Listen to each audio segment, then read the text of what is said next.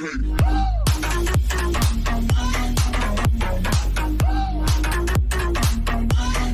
doing this late at night. Let me turn this down here a little bit. As you can tell, it's a little dark in here. I've got the lighting set the best I can right now. Been busy.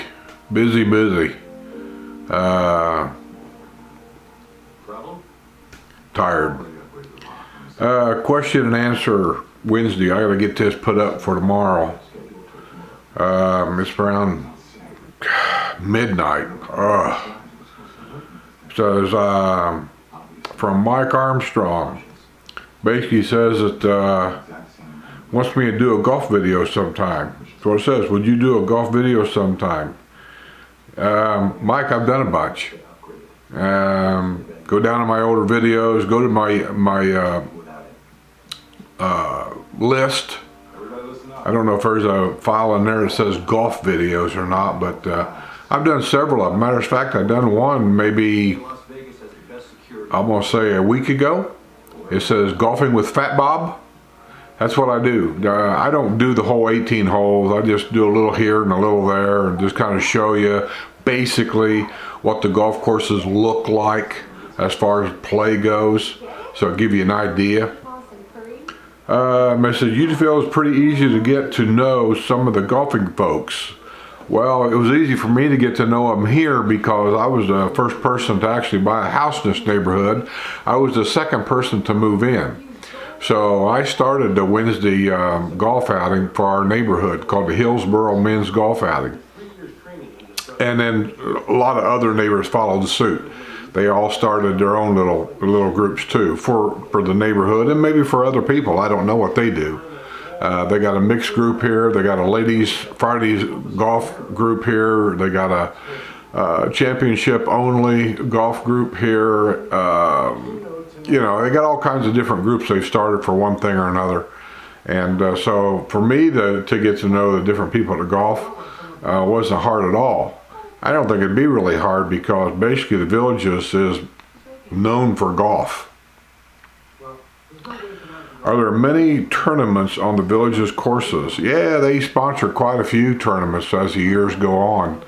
I don't know them all. They're always on a championship course usually. For all different kinds of things. Cancer, the military, buying dogs to be trained for the blind, whatever you call that, stuff like that. They always have golf tournaments all over the place. And anybody in the Villages can sign up. Are there many tournaments, or I said that sounds like the country club may be expensive in the winter and less in the summer. Yes, they are. They take advantage of the snowbird season. So right now, if you play 18 holes at any of the championship courses as a resident, the northern half is a little cheaper than the southern half, but I'm just going to throw a number out there and then you can take it for what it is.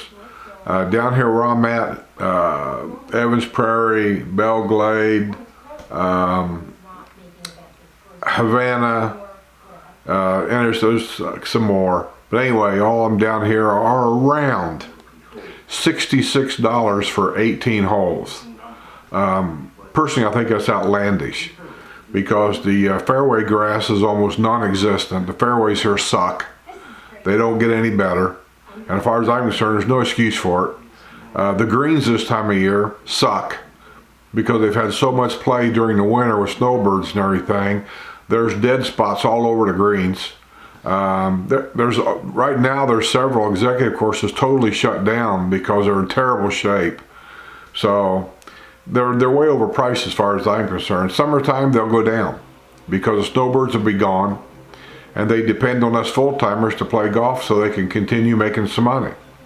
And so in the summertime, 18 holes will cost, give or take, $22, $24, $26 for 18 holes.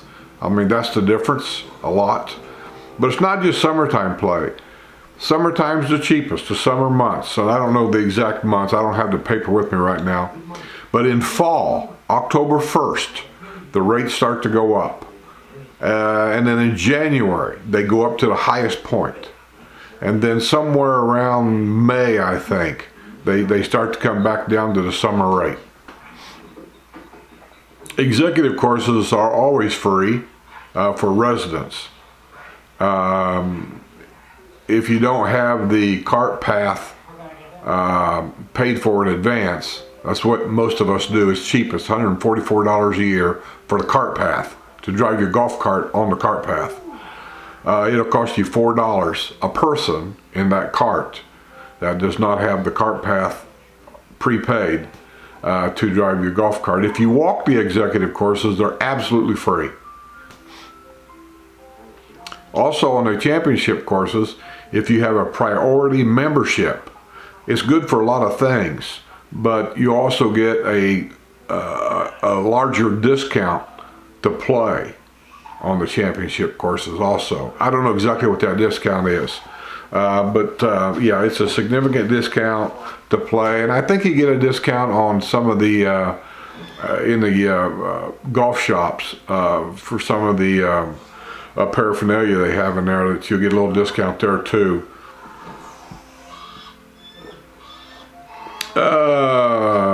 Do you all usually play a little money game? When I used to set it up in the summer. This summer I'm not doing it. I got other things I'm going to do, and this summer I'm not doing it. A friend of mine has taken over for the Hillsboro Men's Golf Outing. He's going to be doing all that, so it's really up to them. I'm out of it. But when I did it, we voted when I had the meeting at first of the year that they wanted to play championship on the last Wednesday of each month, because my group was the Wednesday group. And so on that last game, you know, sometimes we would have like closest to the pin, longest putt, longest drive, you know, stuff like that. Could we play championships on that the last game? The last game of the year, which is the last Wednesday in September, we play 18, and usually we play that, we voted to play that off campus. So we go to some country club off campus, so to speak. And on that one, yeah, there's quite a few money holes. 2 closest to the pins, 1 longest drive, longest putt, I don't even know what all. And so yeah, we do have money holes there. But when we play executive courses, there might be 4 or 5 or 6 foursomes that I line up for that, and I leave it up to each group. They do what they want to do. My group, we might just be playing for fun, and then afterwards we'll meet at some country club somewhere for beer and a brat, you know. But if the next group wants to play for money or whatever, that's fine. They can do what they want to do. Once in a while, my group will play not scramble. Can't remember what we play now. But anyway, we play that once in a while. We all chip in like $5 a peepee, 20 bucks in a pot. It's not a big thing. And then we play the game, and it's all on an honor system. You know, everybody plays fair. And then you win a little, you lose a little. How do you run your league? Is it just for the guys in your neighborhood? Mine is, even though that over the years, we've made friends with guys that's actually not in our neighborhood, no. But they play with us every Wednesday. The big thing with me on my Wednesday game is for guys that play like almost every Wednesday. I understand, you know, you're going to take a trip, you go see your kids and grandkids and blah, blah, blah. But mine's is for full-timers, basically. In the wintertime, if we have an open spot, we'll put a snowbird in as like a sub. But there's no guarantee they're going to play every week, because my guys is basically every Wednesday. And so if you're one of them guys, like say for us, that you want to play this Wednesday for 2 or 3 Wednesdays in a row, and then you take off for a cruise for a couple of weeks. And then you come back and you want to play another couple of Wednesdays, and then you take off again for a month's trip to go out to California to see your kids. And then you come back and you want to play for a couple of weeks, then you take off for a plane trip to Hawaii. I could use you as a sub, but I won't put you in as full-time because you're not dependable. It may sound cruel, but that's just the way it is. Now, Bruce the guy that's taken over this thing, he may do it a total different way. That's just the way that I did it. Our tee time's pretty hard to get at the executive courses in the winter. If you got a large group, yes, they're hard. You're going to get kicked out because it all goes by the point system. And that's what you need to understand is this, your tee times are given out basically by the point system. And you need to put a window in. You just don't say I want a 10:30 tee time. That don't work that way here. You have to put a window in. What's the earliest tee time you'll take? 9:30. What's the latest tee time you'll take? Noon. So there's a window of opportunity there to get a tee time anywhere in there. And you don't put in one golf course, so I want to play there. In the wintertime, I'll put in 15 executive courses that we're willing to play at, any one of those 15. And so we're looking for a tee time between here and here, and we'll play in a list this long to narrow down the odds of getting kicked out. Now this week, which is today actually that you're going to be seeing this, I got kicked out Wednesday. I'm not playing. Somebody's, our point system was too high. We had one guy in our group that had 5 points, another guy had, I think 6, and another guy had 4. And the rest of the guys had, I'll say, 1.5 to 2. But that really run the averages up, and so it gets in the way of getting your good tee time. So yeah, if you're only going to have 4 people, give them a good window, give them a lot of courses that you're willing to play on. The odds are you're going to get a tee time every week, but you may not. So I think golf video will be well received. High percentage of Pokemon videos because of the golfers. Yeah, they are. But Mike, you got to go look. I've done golfing videos. I've done several. They're in there.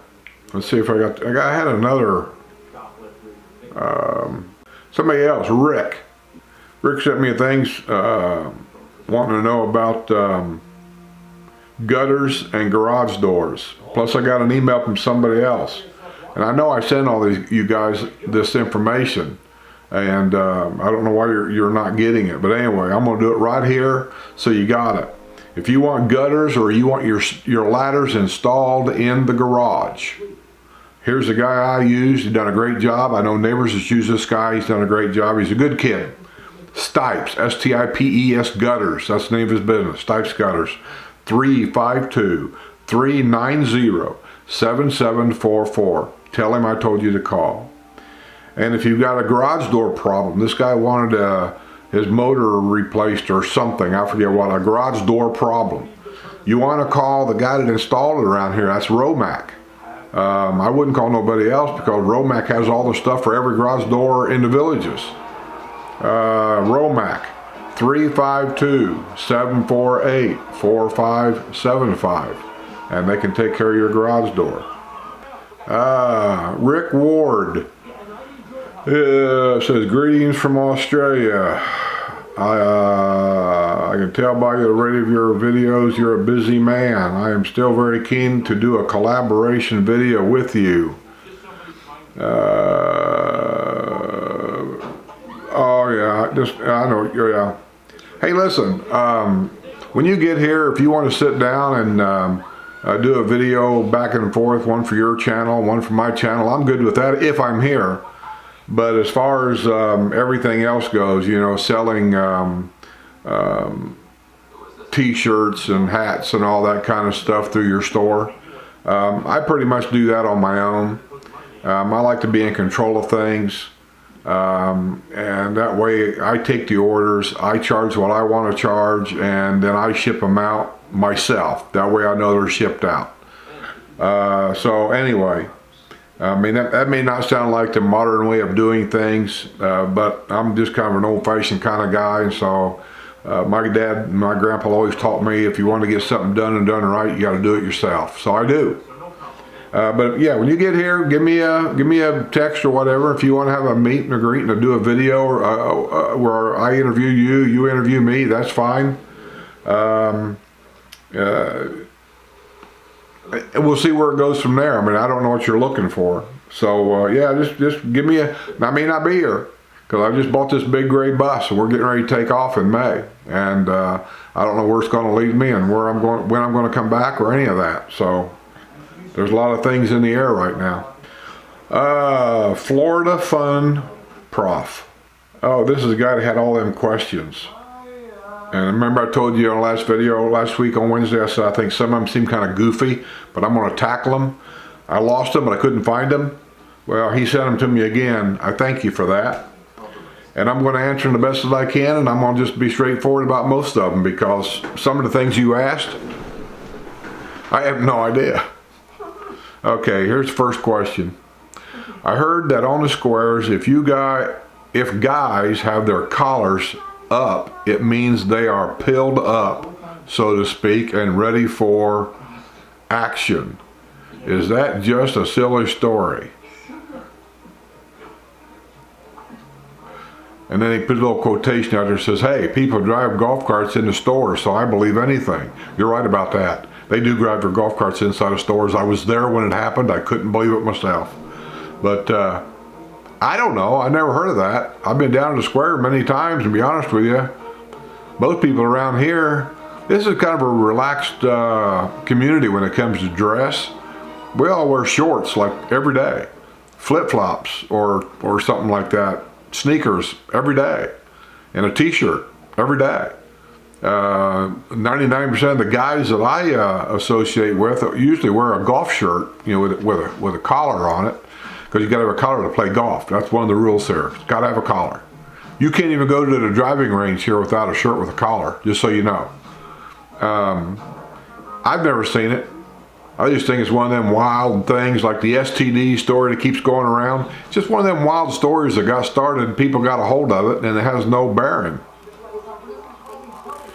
If you have many relatives visit, where can they park their cars? Not on the side of the road, I assume. The rec centers? No, you can't park at rec centers. They will throw you out. They patrol them rec centers, the community watch guys do. It's not a public parking lot. There have been people who come down here in the wintertime and they've tried to boondock it in our rec center parking lots overnight, and they get thrown out. You can't do it. So, and as far as parking on the street, you can, and when you say many relatives, I don't know what you mean. How many? One car? 12 cars? I mean, it's a big difference, right? If it's one car and it's somebody visiting you for, say, a week, actually, there's no reason why they can't park in your driveway, because the driveway is big, plenty big enough for one or two cars. But yeah, you can park one or two cars probably out in front of your house. I wouldn't leave them there for long periods of time, but a week or so, yeah, you know, they're just visiting, so your neighbors will probably, you know, be pretty relaxed about that. I know I am. The only thing is just try to be careful if you can, the way things are, that if your driveway is directly across the street from the other driveway, you're probably okay. But sometimes the driveways here are kind of scattered. Your driveway will be here, your neighbor across the street, they'll be over a little bit to here. So if you see where I'm getting at, if your friends park their cars directly on this side of your driveway, then they're directly parked in front of the driveway across the street. Now, that may not, when you park a car on the street, you block half the road, basically. That's what it boils down to. Half the road's gone. So if the neighbor across the street's backing out, and if they're have neck problems or a little bit of a vision problem or simply not paying attention, if they back their car out, you're in jeopardy. I'll just put it that way. You're in jeopardy parked there. So just try to park in a way where, you know, you're just kind of out of the way. If you have many, where is the village's suggestion box? I don't have any. They don't really care what you think. What they do is they hold town meetings once in a while, or they'll have an email they send out to all the residents on their email, or they'll send a little paper in your mail. It's just a survey. They ask the questions they want to ask, and then you just answer those and send them back, and that's where they get a lot of the ideas for building in the newer areas. Any problems for you of hitting houses, bouncing balls off Morris Avenue? Trust me, it's an issue with me. Oh yeah, I've bounced a ball or two off a house. You know, I mean, that's the problem. That's just one of the problems that people face when they buy a house on a golf course. You want to be, actually, you want to be somewhere around the tee-off box if you don't want balls bouncing off your house. If you got a house around a green or around the 200 to 250 yard mark, you're allowed to get one here and there. And, you know, it's just the price you pay to be on a golf course. I know a lot of people don't like it and they get mad. And those people that I know that get mad on a golf course, they don't even play golf. Which makes you wonder sometimes, why do you want a house on a golf course? Because this is it. This is the way it's going to be. Bouncing down Morris Boulevard. I don't know if I bounced it down Morris Boulevard, but I did bounce it down Buena Vista once, yeah. And I bounced it down Pinellas Boulevard once. I was playing Palmetto, and I forget what hole. I want to say like around the 6th or 7th hole, and let's just say I hooked it. And last time I saw that ball, it was bouncing down there where they built the new Lowe's store. It was bouncing down there somewhere. So yeah, it happens. I noticed you seem to go about 20 miles an hour plus on your golf cart. Any problems with the cops? Do they have speed traps? Not for golf carts. The golf cart paths is private property. And they only come on them golf cart paths if there's been an accident, injury involved, something like that. But where you share the road, you come under police jurisdiction. And when you're sharing a road, you have to follow the rules just like a car. Turn signals are to be used. We use hand signals a lot because on the road, if you've noticed in my videos, we have to merge in with traffic all the time. So, and a lot of people that come in here in their cars, they're looking for houses and they're not really paying attention. So they don't know that you got to come over and merge with traffic. And so you have to keep an eye out for that. You know, it is what it is.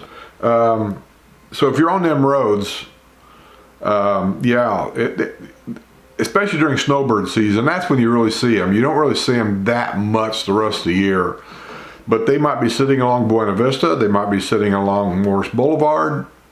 They might be sitting anywhere. And if you're sharing the road with a car and he's running a speed radar, and if he catches you doing, say, 25 miles an hour in your golf cart, he has the right to pull you over. And he's not going to give you a ticket for speeding. That's the funny thing. He's going to give you a ticket for having no registration and no license plate on your vehicle and no proof of insurance. That's what he's going to get you for. Big time money. And then you're going to go to court. It's a have to appear to the judge. You have to go. There's no hiring an attorney to represent you. You have to go. And then when you go, you're going to get advised of this before you go.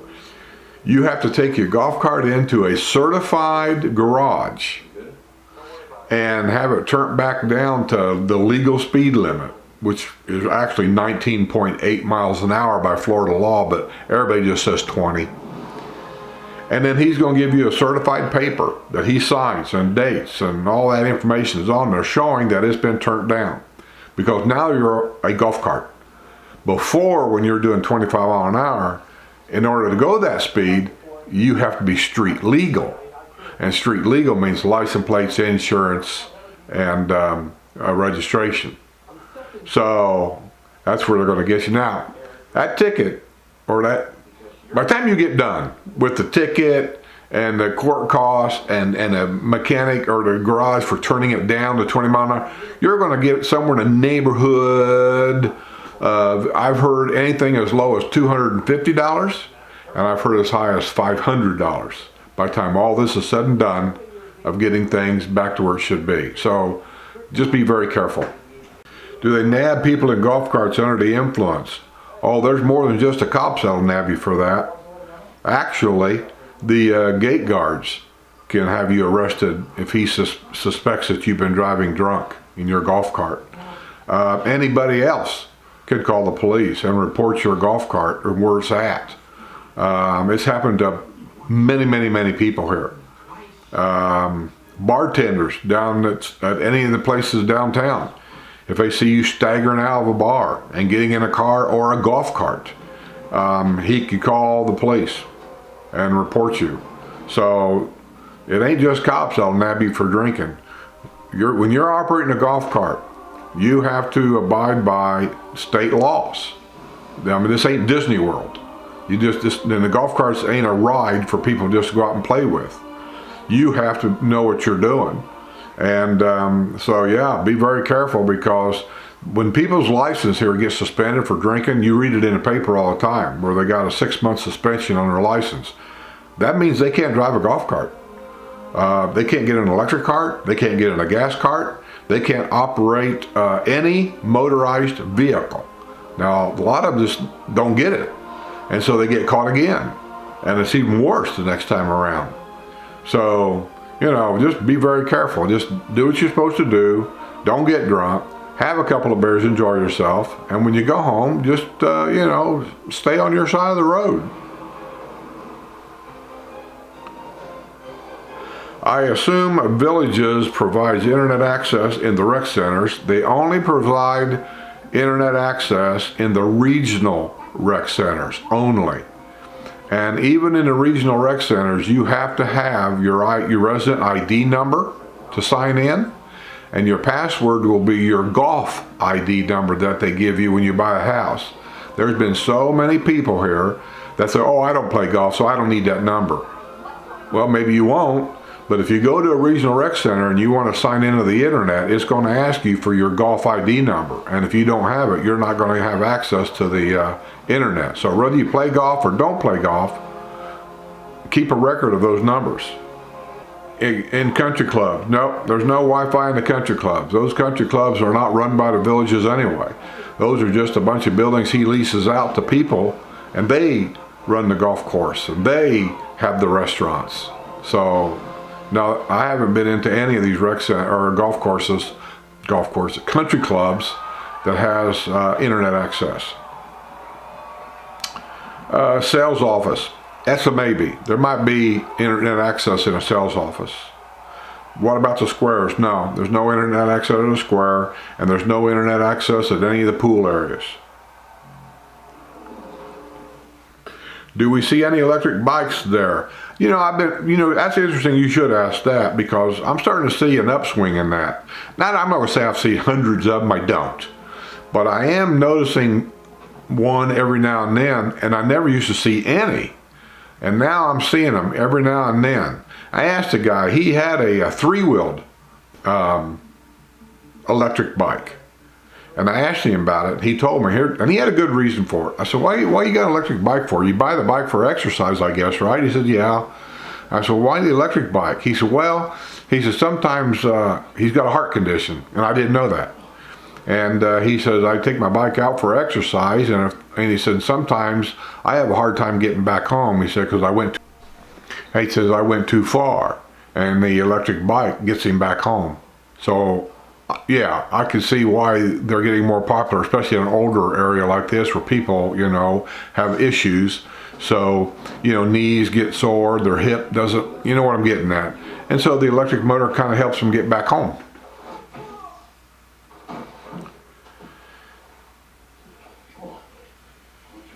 Do the golfers, you can't ride an electric bike on a golf course. See, that's part of goofy questions, I think. I take that when you say do the golfers. You can't ride an electric bike on a golf course. And you can't take a motorcycle on a golf course or anything else like that. It's golf cart. And then it's only approved vehicles that have turf tires. If you ain't got turf tires, then you can't take it on a golf course. Arctic chill caps. I don't know if I've seen them, but I do see the once in a while in the middle of summer when it's really, really hot. The blue things, you soak them in water and you snap them and they get kind of cool. You put them on your neck. I have seen those.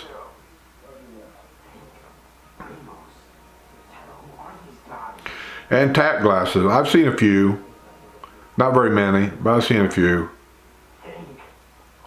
How long is love bug season? May and September, the whole month. It very seldom ever lasts the whole month. It'll start out at the beginning of the month, you know, just very little. You see it here and there, and then by the second week it's a little more. By the third week, that's usually the peak. It peaks out, and then by the fourth week, you know, they just start petering out again. The last year actually, we didn't even hardly have a love bug season here. I mean, you've seen one every now and then, but it wasn't hardly nothing. I assume you don't have any Everglades pythons around. No, we're too far north for any of that. Black moccasins, yes. Brown recluse spiders, yes. Other nasties to watch for. Well, believe it or not, if you play around the water, which you shouldn't, number one is gators. You don't want to play around the water. Don't take your dog walking around the edge of a pond anywhere. It's stupid. People do it here, and then when their dog gets ate up, they want the gator killed. Like, I don't get some of the mentality around here. So gators number one. Two is otters. You very seldom ever hear it mentioned around here, but almost every large pond that has a lot of lily pads in it, there's a family of otters in there. And this time of year, they've got youngins. And those little buggers, let's just say that if you get around them too much, especially when they got kits, they'll come at you. So I just say stay away from them. Does the villages or others hire many seniors?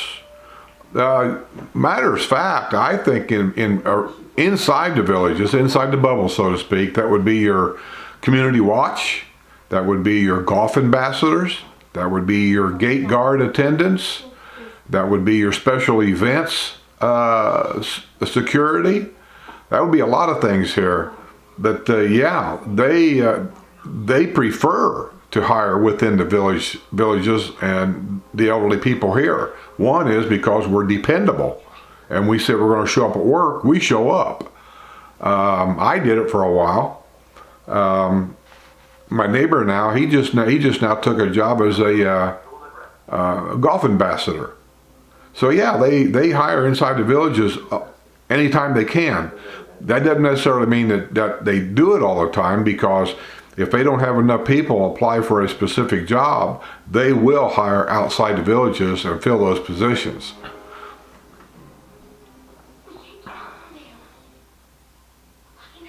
Any map stores around that have a huge map of all of the villages, all 80 plus of them labeled? Not as far as I know.